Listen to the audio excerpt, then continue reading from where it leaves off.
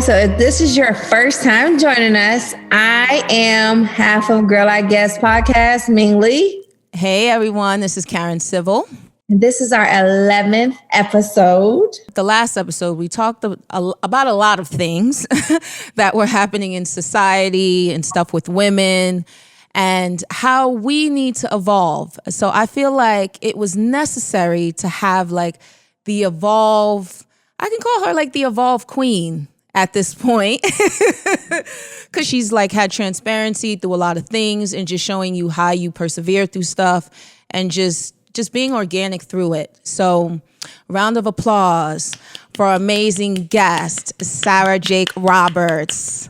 She's a wife, she's a mother, she's a pastor who I am not a resident of LA, but I listen to and watch via online. I absolutely love her, and I am so excited to have her here today on our show. Thank you guys for having me. It's such an honor to be on this show. I love both of you. I love your friendship, your sisterhood, your connection. So this is truly an honor. Thank you. Thank you so much. So last episode, we were talking about how LA is open. First post I saw, I sent you a DM. I said, does that mean church is open? You were like, I didn't know about this. I'm going to circle back and get to you. I love the videos. I love them. They've been getting me through quarantine, but I'm ready for fellowship. So like, how has quarantine, and you have all these thriving businesses, and just how has it been with you settling into just everything and like kind of doing it from home? It's been really interesting. I think one of the things that really makes our in-person experience, at least for me as a speaker, so encouraging is that you have people there. So you know whether or not they're understanding the topic that you're bringing up, they're tracking with you. But when it's just you in an empty room and a camera, it kind of forces you to be sure about who you are because you don't have the validation of people being there. And I feel like that's just been a thread throughout the pandemic in general in every area of my life, is coming to this place where you can say, am I sure and confident about what I am doing, so much so that I'm willing to overcome whatever pandemic obstacles are connected to me pursuing my purpose. And that's with, our relationship and marriage and parenting in general. But things took a pivot, but it's been great for our team to really become more intentional about how we wrap our arms around the people connected to our movement. That's amazing. So have you gotten acclimated back into the church yet, or is everything still online? So everything is still online, but we are preparing for our reopening. So I'm going to DM you our date. Okay. So we're preparing to have people in person again. I cannot wait. I know we have to have multiple services in order to get people through, but that last service, I'm going to just lay out for as long as I can because I just miss being in a room full of people who are just focused on their presence and their growth and upliftment. I miss it a lot. So was it 2 services a day? So now is it going to 5? So we had 3 services, and that's what we're trying to figure out is with social distancing, how many people we can see, how we control how many people can come in. So those are some of the logistics we're kind of working through because obviously we want to make sure everyone is safe. Yeah. So we're going to see. Okay. With something like that, I was just always inquiring and wondering, is there a COVID specialist that you talk to figure all that out? Because you're not a standard business, you're a church. So who do you talk to figure out the regulations or how that works? Or you guys just kind of determine what needs to be done to make sure everyone's cool? It's a lot of work. I mean, working with the CDC to understand what's the safest way to have the indoor gatherings is priority. And then just working with other communities that have opened in different regions to understand what worked for them, what didn't work for them. So we're fortunate that we get to learn from other people's experiences before diving in ourselves. Super dope. I wanted to say, first of all, congratulations on the launch of your new book, which I absolutely love. Your tagline is breaking up with your fears. And I just feel like most people, they're the reason why they don't move as far in life is because they are so afraid and their fears set inside, and then there's doubt, and then they just don't move forward. So could you tell us a little bit more about why you wrote the book, the purpose behind it, and what did you want women to take away from it, or men to take away from it? Well, okay, so I grew up in church. You know, my dad is Bishop T.D. Jakes, and with that came like a lot of different pressures. But one of the things that like I just knew off jump is like I used to say, whether I was like waitressing at the strip club or going to church every Sunday, this one thing remained constant throughout my life. And I was like, when I get to heaven, I'm going to talk to Eve about how she messed it up for everybody. Like, she's going to have to see me. That's my favorite chapter, about how you was going to go up to Adam and check him. First of all, I love writing that chapter because why am I being petty and writing a book? But I needed people to understand that now Eve is my homegirl. So yeah, no, I was going to say, like, when I got to heaven, me and Eve were going to have to talk, and there's this petty part of my brain that I'm still working on. And so I was about to speak when I had this thought about Eve, and then I kind of got convicted about it, because here I am all about women's empowerment and helping women to overcome their obstacles. But there's this woman in the Bible that I'm willing to like risk it all for. And so I started studying her life, and I realized that even though she had this moment where she knew better but didn't do better, that there's a side of her story that we never discuss, and there's redemption and recovery and restoration connected to it. And so I just kind of like wanted to have this message about rescuing Eve. It started off a message, and then I was like, I feel like it should make a conference, and now it's grown into this full movement. And Woman Evolved, the book, is not just me explaining why we should rescue Eve, but how if we can't rescue Eve, then we can't rescue ourselves. Yeah. Because I'm sure you guys know there have been plenty of moments where we know better but don't do better, whether it's our insecurities, our fear, our anxiety, and yet this cycle remains a constant in our life. And so I wanted to help women break out of that cycle that keeps them eating forbidden fruit, so that they can ultimately step into the revolutionary existence that God has for each of us. And I'm going to say this and then I'll be quiet. I do feel like we can break up with our fears in one area of our life and then think we've mastered it all together. But just because you break up with your fears when it comes to business doesn't mean you've broken up with your fears when it comes to relationships or when it comes to going back to school. Whatever your thing is, I think there's always an opportunity for us to revolutionize our life. So I also challenge people to not just let your previous success dictate your current struggle. Just because I'm successful here doesn't mean that I don't have a struggle, and to normalize that, but then to work to really overcome it so that we don't give ourselves a pass when we could be growing. Yeah, and I love how you talk about perspective and how you change your perspective on how you viewed Adam, and how you had to get rid of the pettiness before you got back into heaven.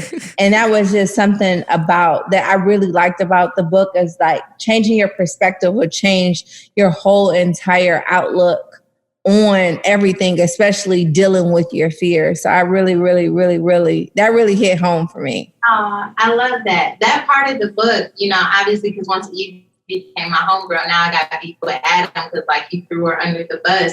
But life is hard for everybody. And I do think that it's important to not just like, I'm not talking about like, think it until you finally get there, and not even necessarily like fake it until you make it. That's what I'm thinking. But like this idea of like really doing the work to get to the root of why you feel the way you do, but then being open to what is another way that I can look at this. Because I feel like when we open our perspective, there's creativity and strategy connected to that as well. What was the process like just writing this book? Was it something that you started during COVID, pre-COVID, and just the release of it? I actually sat down to write the book during the pandemic, but I have been writing this book for years, like with my own life, with my own story and journey. And then the many women who I've had the opportunity to meet and connect with over time. I feel like I've seen so many women evolve, or so many women stay stuck, that all of them became the fuel for writing this book. And the more that I got to speak and connect with them, the more that I knew that this book was necessary for so many women. So researching and connecting was a big part of it, but actually sitting down to write it took me like a month to do. And so like your past, I know you were a teen mom, and being T.D. Jakes' daughter, which is like, comes with so many different perceptions and expectations. How did you pivot and evolve from that? It kind of happened on accident.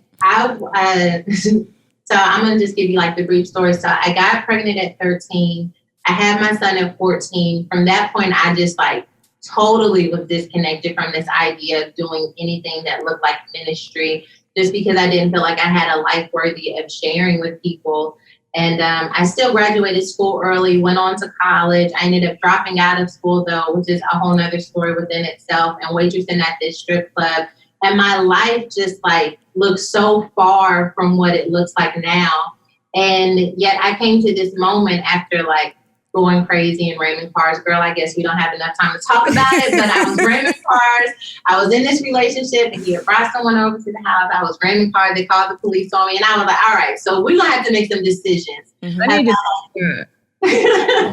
What is your life going to be? How are you going to continue to show up in the world? How long are you going to keep running from this thing? And that is when I really came to this place where I just wanted to evolve, not for myself, not for the sake of a platform, not to write a book. I just wanted to be better. Yeah. And I started writing and sharing, and it turns out that there were a lot of women who felt like I don't necessarily fit in church, or I've had these background issues that keep me from opening up fully, but I want to believe in better too. And I feel like together we kind of locked arms over the last few years to march toward this vision of what God has in mind for us, in spite of what happened to us in our lives. What I love about you is you're so authentic and you're very transparent, which I said in the intro for you. I know your son just recently celebrated his birthday too. Happy birthday to him. Why is that so important for you to have that transparency, you know, to let people know about your beginnings? You know, life has been a roller coaster. It's had its ups and downs. And especially from you coming from a devout home, that was something that you wanted to share. You know, Karen, for me, it's kind of twofold. The more that my platform continues to grow, people don't always know that about me. Yeah. And sometimes you end up coming into someone's story in the middle and you think it's easy and you think that it's always looked the way that you see it looking right now. And so it's important to me that I'm constantly showing people the fullness of the journey so that they understand that you may be where I was, but this is where I am now. And I feel like that transparency helps another woman to not feel alone. When I first shared that I got pregnant at 13, there were like 60 and 70-year-old women coming up to me saying, like tears in their eyes, when you told your story, you freed me from the shame of my past. And as beautiful as that was, I just didn't feel like we should have to wait 50 years to feel free from something that happened when we were a kid. And then I will say just the second part of why I share is I think it's good for me too. Sometimes you can fall into the trap of falling into this image and portraying only this image of you having it all together. And I think it's good for me to remember how far I've come and how much I've grown, so that I don't think that it's always been this way for me either. I think it helps to keep me in touch with my growth. Super dope. And I like in the book how you talk about not focusing on your past and more so focusing on, you know, the present and the future and evolving. Like I kind of like got like, if you're looking backwards, you can't move forward. And I love that, like, in the book, what is your favorite takeaway that you want women to get? I hope that women walk away from this book feeling like the revolution is closer than it appears. And it's not as hard as I think it is. We think that changing our lives takes so much work, so much strength, so much faith that we literally don't have because we're just trying to survive. And yet I really feel like it's just a redirection of our intention. And when we redirect our intention and our strength and our focus, it's step by step, but it does happen. You look up and your life has been changed and transformed. So there's so much. We were talking about this on the last episode. There's so much like happening right now, like in society. And I don't want you to speak on everything, but I just kind of want to get your POV. So really this whole pandemic, I feel like has heightened, I call them like false prophets or people who have platforms. They don't have a degree. They didn't go to school. They're not counselors, but they have large platforms from what they push out. And recently it was like Derek Jackson, right? With him and his situation. He talked about so many other people who had infidelities. Then his came out, and then people were speaking on his wife. And the reason I bring that up is a lot of things now in society kind of tie back to the church, where it's just like, I feel like sometimes it gets blamed for stuff, or people don't know how to, like, I can be godly or like Christian or faith-based, but I'm still operating in this world, if that makes sense. Yeah. No, okay. I was actually just talking about this with my sister. To your point, a lot of people can become popular these days. And I just think that sometimes we focus so much on a platform and popularity that we don't consider their responsibility connected with it. Mm-hmm. I think that we're in a generation right now where you cannot be just someone who says, do what I say. You have to show your life as a model that if you do what I say, this is what can happen. You know, at the end of the day, if he's, calling people out on infidelity, then that's got to be a part of his own story. Like, when I was out here doing this is what I learned. But to separate yourself from it, I think is why a lot of people took issue with it. And so I do think authenticity is a requirement for ministry. I think that even as we see so many people moving away from faith, it's because of the hypocrisy that they experience. And yet so many of us are afraid to be vulnerable because of judgment. But one of the things I really wanted to be intentional about when sharing my stories is, like, I just wanted to keep it real. Like, I talk about all types of things on my podcast and in my book, because, like, I just don't ever want to, if there's a video that someone posts of me smoking something in college or of me cussing somebody out, like, I just never want you to be surprised that that was in me, because I've tried to be 100 about my growth and my journey. And so I think if you're connected to who I am, then there are a lot of things that would not take you by surprise, because I've tried to keep it 100 in that way. And I just, especially for what we do, we don't have a product. Our product is our life. Our product is our words. And I can't just sell you on this life that I'm not living, or you end up in situations that can be very, challenging to your image and reputation because you allowed someone to believe something that wasn't true about yourself. Now, as a successful businesswoman, you talk about in your book, not working for the job that you have now, but for the job that you want. Could you give us a little bit more perspective on that? Yeah. So when I was after I finished waitressing at a strip club, I started working at this government contractor that made airplanes for the Air Force.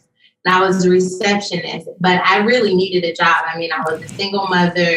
My parents were not helping me at that time. And so I really needed to make sure that I had security in that job and role. And so I would make sure that I was showing up and showing my commitment and dedication, because at the end of the day, I, like many people, wanted to climb the ladder. And so I think a lot of times when we're not in the role or position we want, we think to ourselves, when I get here, then I'm going to be passionate. When I get here, I'm going to have work ethic. When I get there, then I'm going to show up. But the truth is, whatever you do right now is what you're going to do when you get there. I bet in you all's lives, when we look at your success and all that you've been able to accomplish, it is that same hustle that you've had throughout your life. You just applied it into different arenas. So we've got to make sure that where we're working right now is the same energy we're going to keep when we land at whatever we think success is going to be. Two things that I admire about you, well, two of many things, is forgiveness, how you handle that, and healing. Are two things. Again, my favorite word for this whole thing is transparency, and how you handle it and how you talk about it and how you walk through it. Just for our audience listening, can you tell us the importance of that? Because I think that's a problem, especially in our community. People have a hard time struggling with is letting go of hardships or the past or how somebody treated us, and how we can show up now in the future. Man, I think it comes down to acceptance, and accepting the things that we didn't want to happen, that we didn't think we deserved, is really challenging. And yet the rejection of them doesn't it keeps us from moving forward. If we continue to reject this past, if we continue to reject this experience that we have, I didn't deserve this, so I'm not going to process it. I didn't want it to happen, so I'm not going to allow it into my spirit. It doesn't mean it's not there. The wounds are still there. The pain is still there. The hurt is still there. And so we do have to come to a place where we accept, okay, this hurt me. Okay, this broke me. Okay, this challenged me. And that in itself is a major step. To accept that I am not superhuman and I've had an experience that has changed the way that I show up in the world. That's what we see happening even with Eve in the garden. And yet then we have to decide, I still have time left. Like this thing didn't take me out. I'm still here. I'm still breathing. I'm still living. I'm wounded. Yes. I'm broken. Yes. But I'm still here. And so what do we want to do with the time that you have left? And so I would tell someone listening that you have to give yourself permission to accept that it happened. Even if you didn't want it, this is where we are. And then we have to do the work through therapy, through counseling, through ministry, whatever it is that you need to get to a place where you can begin to clean yourself up, put yourself back together, and then look at your future with optimism. I have found that what has given my pain, my wounds, my mistakes purpose is how I've been able to use it to help serve someone else. And so you have to force it to serve someone else. It doesn't just happen. And that takes work and intentionality, but it's possible. I like how you mentioned in life, your purpose doesn't change, it evolves. And it's kind of like how you speak about you working in a strip club or you ramming your cars and maybe you was drinking something in college and all of that formed you and made you who you were. So you can tell your story, but could you tell us what you mean by could you explain to our audience about how purpose doesn't change? You kind of evolve into it, because I think a lot of people, including myself, get lost in that message, because I know a lot of people are like, what is my purpose in life? What is my purpose in life? And you know what I mean? I remember when I was younger, every time I would get a little crazy or go a little crazy, I would always go re-enroll back into school, because I feel like that was me living in my purpose. And so could you explain to our audience a little bit about that? Yeah, I'm glad you actually brought that up, because I think we've made purpose this big nebulous, magical, mystical thing that you just encounter and all of a sudden your life has meaning. And people are waiting for the moment when purpose slaps them upside of the head. And now this is a question for me, because I'm what is the purpose? Is it going to be a big flashing sign that says, hey, man, your purpose? Now off to the races. Here's what I say in the book, and I go into more detail, but I think that we all have a purpose in being on earth. I don't believe our life is random. I think that we are here to make the world a better place. I think that we have gifts and talents that we can monetize that help us turn that into service, or gifts and talents that we can use to help people directly. But I think at the end of the day, that our goal is to bring heaven to earth. That is my wholehearted belief, that something will be better because I exist. If we can just accept that identity, this is the most important part about purpose, is accepting that identity, because it changes how you show up in the world. It changes how you wake up in the morning. Now I'm no longer waiting for purpose to hit me upside of my head. I am bringing purpose to everything that I do. So it's not just doing hair. It's creating an environment for a woman who's going through something to feel beautiful again. It's not just a business. It's a resource that I use in order to rebuild another country. So I find the purpose in what I do because I live with the consciousness of purpose. And as we continue to wake up with that consciousness each day that I am here to serve the world, that heaven is touching earth because I am here, I think that we look back on the thread of our life and what we see is this rhythm that, I was just showing up being who I was supposed to be. But now I realize that throughout history, I've had this, for me, communication has been a purpose that I have used for my life, whether it was writing or speaking. I have this way, it's beyond me. It's something that, I don't always feel the most comfortable with, but I'm learning and growing in, is that when I communicate, it touches people's heart. And so if I have the ability to touch people's heart, what is it that I want to say that will make them better? And a lot of times we have music that touches people's heart, but all we do is infect them with more of our heartbreak. But instead to say, this is my purpose, I have access, now how do I use it to uplift? that is the goal. That is the purpose. It's not this big mystical thing. It's how we show up in the world. It's how we dedicate our breath and our actions. Did you watch the Disney movie Soul? Yes. That literally you talking is taking me back to that movie. Because when I watched that, I was a little bit confused, but then like the voice or whatever that little thing was the whole premise was to find its purpose on Earth. And you literally just described the whole movie for me right now. Oh, come on. I love it because I was sitting there a little confused too when I watched that movie. But you guys mentioned ramming. Is ramming meaning something else, or you just literally ramming your car? Running your car into another car. Yeah. Oh, okay. I thought it meant something else. I'm like, forward, reverse, forward, just like I'm not finished, a little bit more. Forward, okay. That's the ramming I thought. I thought it meant something else. I was like, maybe it's something else, like a hangout or something. Because when you're like, no, I was ramming cars. Could you talk to us about avoiding, you talk about avoiding burnouts and being positive and I guess like kind to yourself in the book? So there's self-care and then there's soul care. And I draw a difference between that in the book. Because a lot of times self-care, going to the gym, getting your hair done, getting your nails done, those are all things that I would consider self-care, things that help us take care of our body.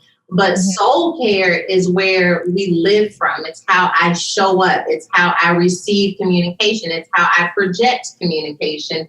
And so I talk about that, especially as it relates to burnout, because most of the time burnout happens because our soul has been damaged in us trying to complete whatever task is ahead of us. And so I challenge us to not just think, I'm going to the gym, I am having self-care, but to really check in with our soul. And that's something that you don't necessarily need 3 hours to do. Sometimes soul care is in the car with no music on, asking yourself, how are you? And choose a feelings word. How do you feel now? How did that thing affect you? What do you need? What does a good day look like for you? What would make your soul happy? Because sometimes we live in an out-of-body experience where I'm showing up for everyone else, but I'm not showing up for myself. And so being intentional about embracing yourself, about saying, I'm tired, I'm this, I'm that, and then creating a strategy so that you can be refueled is super important and something that I don't think we spend enough time talking about. Yeah. So when we had another guest on the show, they were talking about walking depression and just sometimes when you're the strong friend, you show up for everyone and you always have to be the strong person. So you never really get to truly deal with, your own insecurities, your own fears, and you never really get to have that one-on-one conversation with yourself. And I talk about me, I have to have conversations with myself to more so to check myself and put myself back on to align myself so I can continue to evolve. So I just love this book so much. Oh my goodness. Thank you. I think that walking depression is real. And sometimes the strong friend has to be able to tell people today I'm not strong. So that there are a lot of people who want to support the strong friend, but they never have an opportunity to because the strong friend won't let that image break. Yeah. And so being willing to let someone in and be vulnerable, I think it helps people to understand that I'm not superwoman all of the time, but when I can be, I'm glad that I can be free. But sometimes I need someone to put their cape on for me too. You and your husband, Pastor Torre, signify what a lot of people want. Marriage, building a business, having a family. So any advice you'd have for women trying to balance building their business and maintaining a home life, especially during these times? It's a big struggle. It is a big struggle during this time. I go back to Genesis 1 when God is creating male and female, and he said that we are to have dominion in the earth. And sometimes we have dominion, and then there are other moments when what we possess has dominion over us, and it feels like I'm working for the business, I'm not building the business, I'm working for the family, I'm not leading the family. And so I think it goes back to what Ming and I were talking about, is taking the time to really check in with yourself to see how you're doing so that the people in your life can serve you properly, whether it's your team in your business or even creating boundaries for work, because at the end of the day, to have a successful business, but for you to be feeling like you're not successful on the inside is not success. I don't care what your bottom line is. At the end of the day, if you are crying yourself to sleep at night, if you're stressed out, if you are depressed, like, we're in trouble. The business doesn't have to be in trouble for you to be in trouble. And a lot of times we start building our success based off of what people can see, even if our insides are hurting. And so I've learned in my marriage to ask my husband for help, to let him know when I'm struggling, and to receive help when he offers it, even if I don't need it. That is like the biggest thing that we do. Like, we don't ask for help unless we absolutely, positively, I had no other choice. So here I am asking for help. And sometimes help is just, I don't want to do it all today. Like, I could if I had to, but I don't want to. And if you're here in my life and you want to be a part of serving, can you help me do this? And that's one of the things I had to implement, especially during the pandemic, because Superwoman is not cute when she's tired. Like, she struggles out here. So there's a thing that I believe in, like, it's called, like, I call it a help language, because we want help, but at times when you are the strong person, you want help in a certain way. So it's like, sometimes you're not going to get it that way, so you don't even ask. So say you ask one of your kids, put away the groceries. You know they're not going to put it away the way you want. So it's like, why did I even ask? Not to have, like, be negative about it and you try not to. Do you believe in that? But you know they're not going to do it the way you want. So it's like, I don't even want to ask for help. Okay, so this is something that my team and I have been struggling with, because there are so many things, like, there's like, so Woman Evolve has a lot of different, team members and a lot of different partners, but like the core of it is me and my friend. I was in the kitchen and she basically helped me start it. And little by little, we've had to hand pieces over because it just has outgrown us. But then people do stuff and we're like, see, this is why we would rather just do stuff ourselves in the kitchen. But I have learned that people cannot learn to do better unless we delegate it to them and are willing to train them and teach them. And also, I've learned to put people in areas where they can really win. So while my kids could not necessarily, well, most of them could put groceries away, I give them responsibilities based on their capability, which means if I'm going to have to put all of the groceries up, then you can go clean up the toys. Or if my husband, he cannot cook dinner, that is not his ministry. God has not blessed him in the kitchen, but he can order like nobody's business. That credit card works every time. And so I would never ask him to cook dinner, but can you facilitate ordering dinner? And then I'm going to say this, I'm going to shut up. We also have to be okay with, like, he will order dinner, but it may not get there till 8:30. When I cook, I like to have dinner on the table like no later than 7. But we have to be okay with people showing up and getting it done, even if it is not exactly the way that we would have done it, because at the end of the day, there's no point in fussing over small differences in the outcome. I made mental notes. I needed to hear that for myself. Karen, you definitely, because Karen is definitely, she wants everything done exactly. Yeah, I'm precise.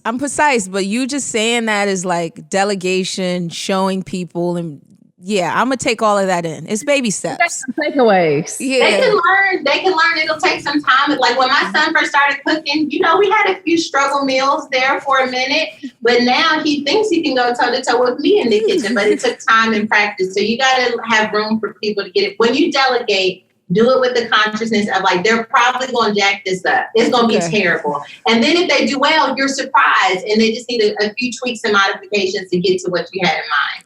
So speaking of Women Evolve, can you tell us about, like, the movement itself? Because, with the release of this book, it's so much other stuff. It's a podcast. It's a whole platform. Yeah. So we have a subscription on demand channel where it's just like empowering content, Bible studies and devotionals for women who are interested in that, but cooking classes and courses. You and I did a pajama interview together where you just hear and glean from other women's experiences. Best interview ever. Before the pandemic, we did tours. Now we're doing virtual events. We have courses. It's a podcast. It's a boutique. Woman Evolve for me, like when I was growing up in church, there were like you were either going to be like totally in the world, as they called it, or you were going to be like sold out church girls. skirt down to your ankles. And I just couldn't see myself in either space. Mm-hmm. And so Woman Evolve for me is for the girl who felt like, yes, fashion, beauty, giving you a little slay every now and then is what I'm here for. But I also have a heart to become better and figure out my identity in God. And so I want to help cater to women who are on that journey by exposing them to other methods of thought, by making sure that we are equipping them, and also like having fun along the way. So Woman Evolve is what would have helped me and saved me in some of my darkest moments, probably when I was ramming cars. Woman Evolve would have hooked me up. I love that. What was your biggest fear and how did you overcome it? My biggest fear was failure. My biggest fear was fail, especially after having my son. I just felt like someone told me when I got pregnant, like, you can beat this, but you'll have to hit the ground running. And so I was running from this idea of this thing could take you out. Like, you could lose your kid. You could, like, it could just be bigger than you. And I think I overcame it by confronting it. Because the truth is that part of the reason why I took off running from failure in the first place is that I already felt like a failure. And I didn't feel like I had another loss in me. And so it wasn't until I stopped running and confronted the previous failures and really mined the wisdom and the lessons and the beauty in those moments. That's why like this Rescue Eve message is so important to me, because what other people call failure, God called a lesson. And I was so busy running from failure that I missed what God had called a lesson. And what I learned is there really is no failure in God if we're willing to surrender to the process of all things working together. It may require some humility, some relocation, some reprioritization. But for me, what I have learned is that there is a way that all things work together for our good, but it does take our willingness to do the work. So I was watching this movie, right? Okay. I had a date, came back early, decided to turn on this Netflix. It was great. So it's for parents. Left the date hanging at the restaurant. Yeah, no, but it's good because you know what? It provided me conversation that I want to have with y'all. Because I asked, I'm not going to lie, I asked my friends who had like white kids. I was like, did y'all do this? Some of them said yeah. So now I want to ask like all the black parents. I've been asking all the black parents. They've been saying hell no. So it's a yes day. Have you done this with your kids? And are you going to do it? No. See, you didn't even let me finish. You already said no. Ming, you got to answer this too. So what a yes day is I guess you can do it like in the movie, they did it on the 15th. So they have to behave for 15 days, follow all the rules and everything. And on the 15th day, with some contingencies, like you get an allowance, you have like a certain mile radius you can go, and certain ways you ask the question or whatnot. The parents have to say yes to everything. You think you do one? Okay. Now that I have further information, the answer is still no. Consideration, and my daughter is 2. No. I just don't think my kids would make it for 15 days. So I would say yes, just for the sake of it. But I don't think they got 15 days. Knowing what I know about them, they don't have 15 days. You never know. You never know. Because I know this was just a movie, but to see like knowing that they're about to drag you for a whole day and knowing you can't say no, they might. You never know what may happen. See, the thing is, I would ruin the yes day because we would be an hour in and I was like, girl, this day don't exist. This day ain't even a thing. Look at you. Boo on you because it's not real. Put your red nose on and go back to your room, you clown. No, see, I failed yesterday. Okay, I'm just waiting for the one parent who'll say yes because I kind of want to see what that will. I can't wait till you become a parent. I'm going to politely remind you when they get 15 years old that your mom believes. We may start it like at 8 because 15 the requests are kind of high because it's gonna be like, let me use your card.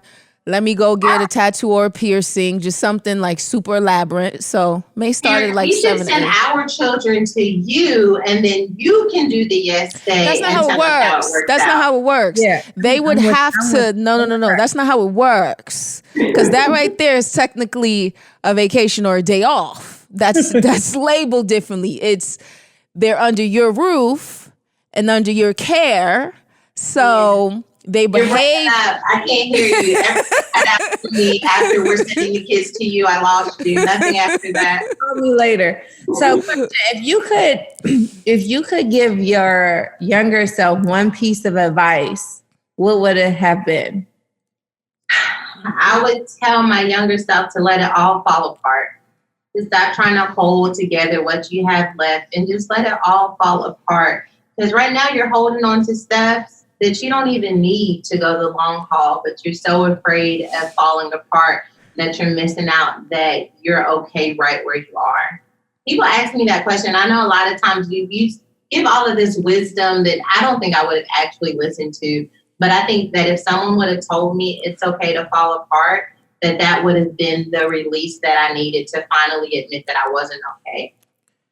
So like for me, when I was a kid, I want you to answer this question, and you too, Karen. What was the one thing that your parents said to you when you were like, I don't know, in high school or like 13, 14, that you kind of like blew off? And now that like, we're all in our 30s, that you look back and be like, damn, they were telling the truth. Like my grandmother used to say, like, you only get but so many friends. Like, she said, everybody is not your friend. And that was the one thing that, looking back now, because I was like, yes, they are. Like all 15 people that I just brought to your house is my friend, right? And now looking back, I'm like, wow, she was right. So what is the one thing that your parents told you when you were a kid that you kind of like blew off, and now you're like, that was a very good piece of information?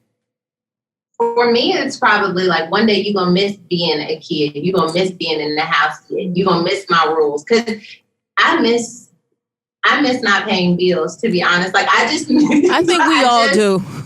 They want money every month. Like they don't ever decide like you've been a good person this month and you get to skip. Like I just didn't realize that birthday money that I didn't have to spend towards anything was actually like a bomb gift. So yeah, I would go back to those days where I didn't have bills, because that was really something. They used to say, my grandma used to say, like, you only get to be a teenager, but for so many years, so enjoy it. Why do you want to be grown so bad? I wanted to be grown so bad. I think I wanted to get my own place. I wanted to pay my own bills so bad. And it's like, I want to give it all back. Adulting, 1 star. I rated it 1 star.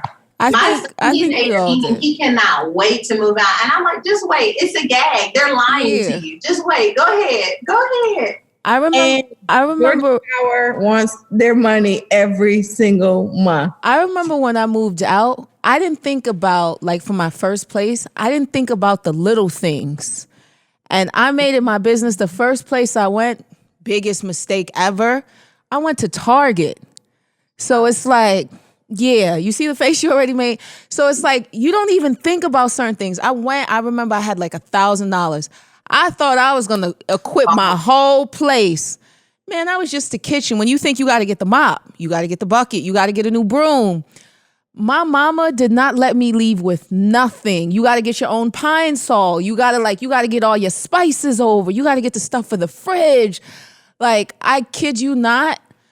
That $1,000, like I looked around when I got inside and I put everything away. It wasn't no furniture.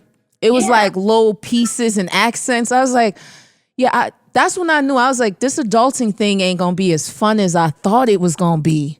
Because it's not, I was like, it's not giving freedom. It's just giving expensive. Like, I don't like it here. No groceries. Like, I don't even have anything that goes together.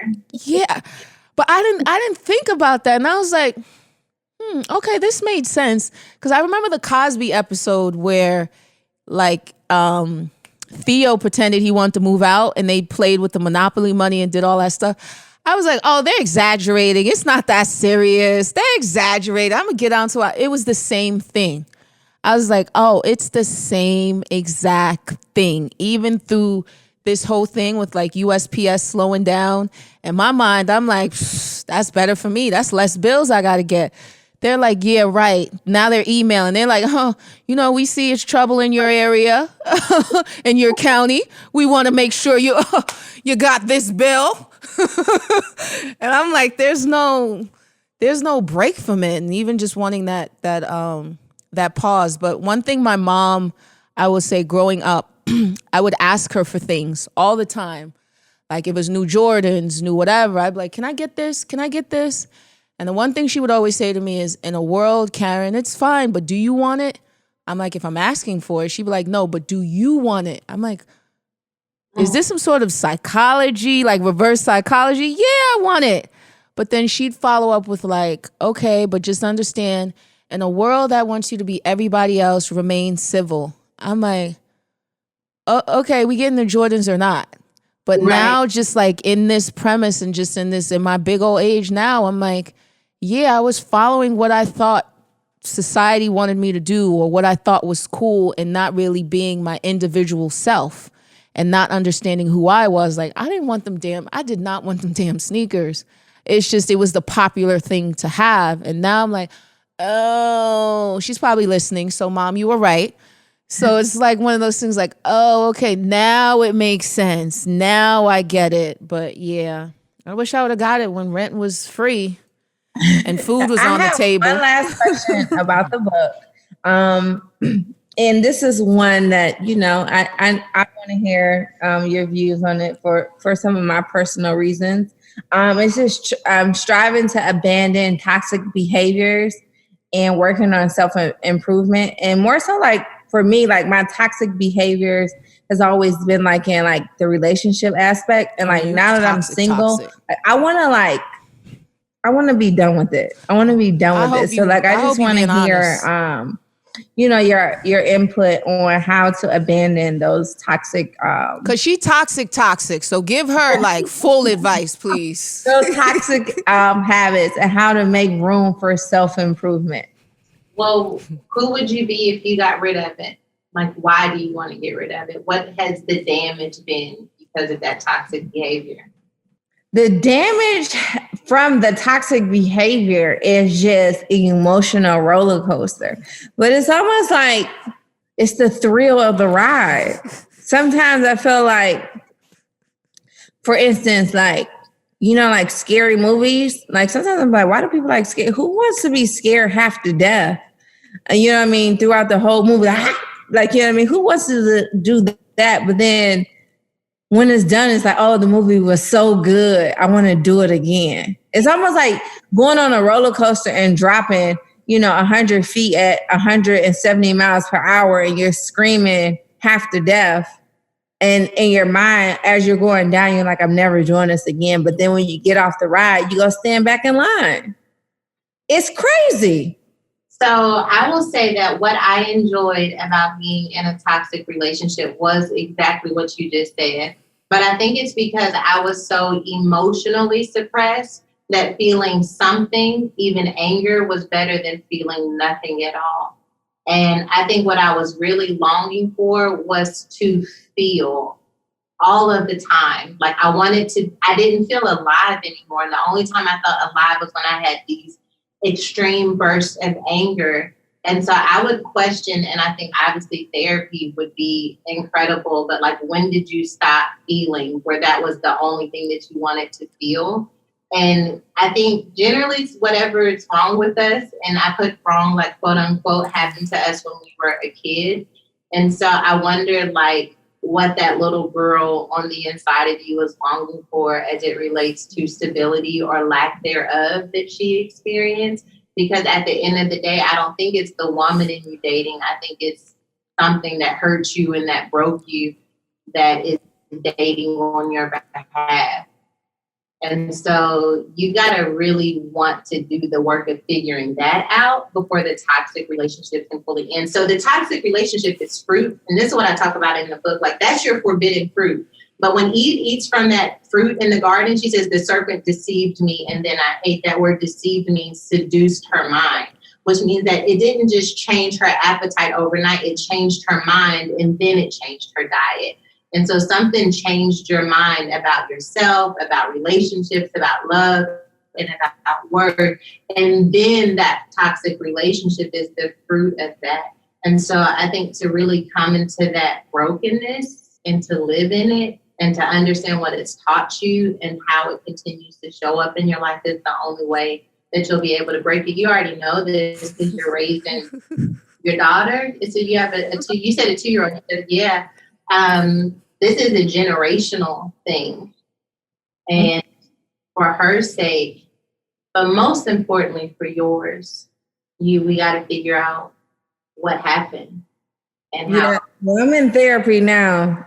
I got out the toxic relationship, so I am single and I am in therapy. But I just wanted to know, like, from your perspective, like why do people continuously, like, you know how, like, you know something is wrong? Yeah, know better, but don't do better. Yeah, exactly. You know it's wrong. You know what I mean? Like, I'm a smart girl, so I know right from wrong, clearly. And sometimes it's just like, I don't know, it's hard to break a bad habit. But I do think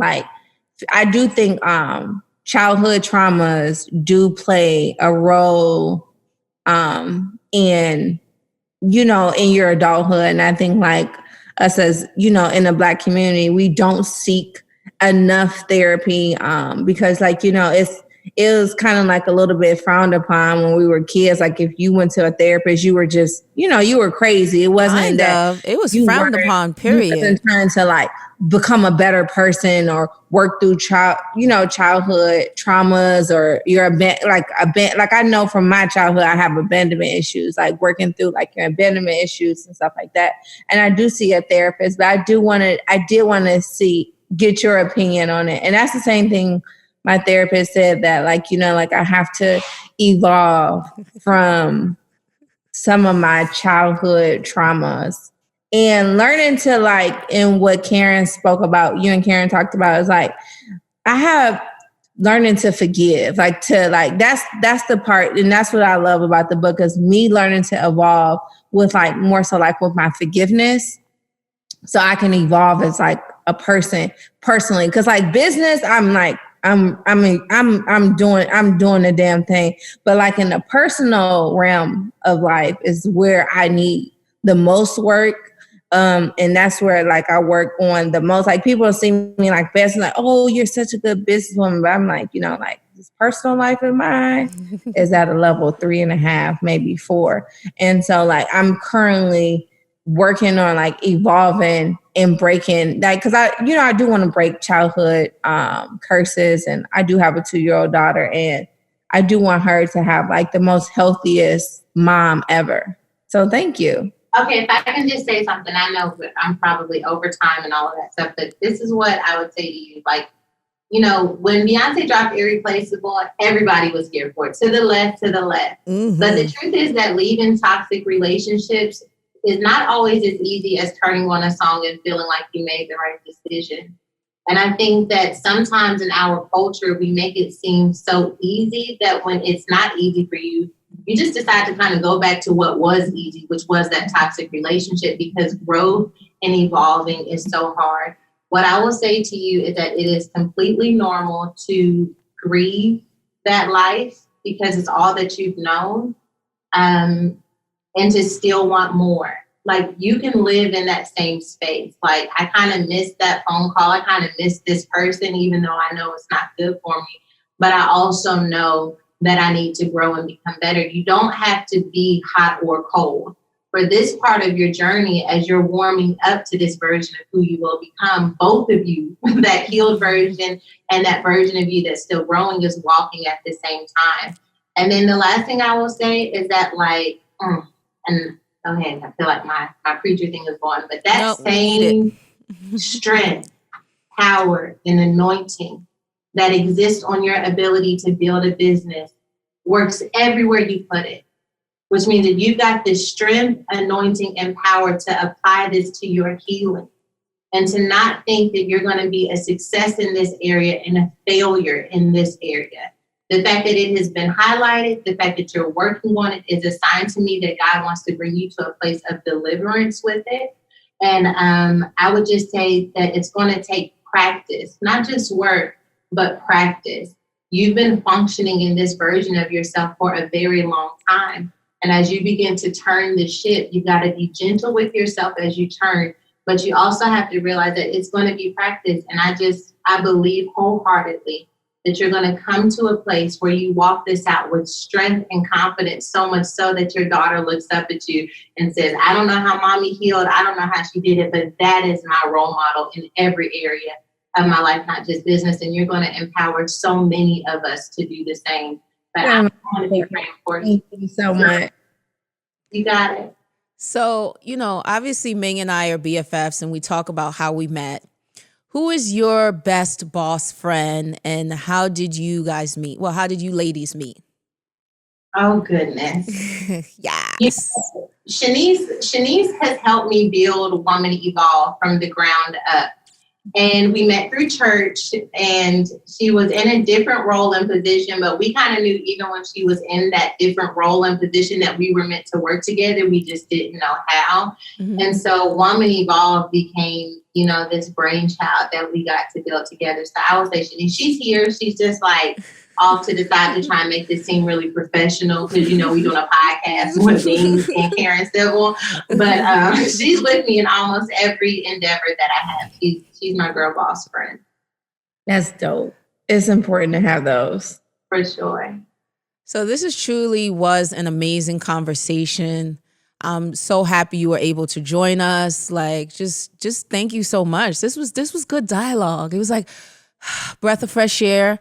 I'm gonna go back and listen to the playback because therapy for me. So thank you. I got some notes to take in. How can our listeners get your book? Because I truly enjoyed it. I truly enjoyed this conversation. So I want to make sure everybody knows exactly how.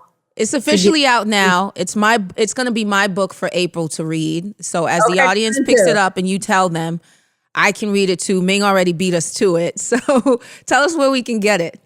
You can find it anywhere books are sold. Amazon, Target, Barnes & Noble. If you buy it at Target, that would be an extra blessing for the kid because they usually don't buy books, especially when it comes from Black women. And so for us to really show them. Yeah, it's a thing.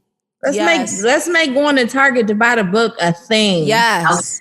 I'm with it. Target runs for Women Evolve, breaking up with your fears and revolutionizing. Did I say it right? Yeah. Revolutionize your life. Yeah. Yes. We making that Target run. But so excited. Thank you so much for joining us. I can't wait to see you back in service. Yeah. Fingers crossed. I'm gonna meet you in person and give you a hug because I know. And I never cry.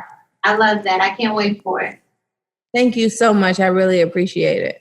My pleasure. Thank you guys. And this has been another episode of Girl, I Guess.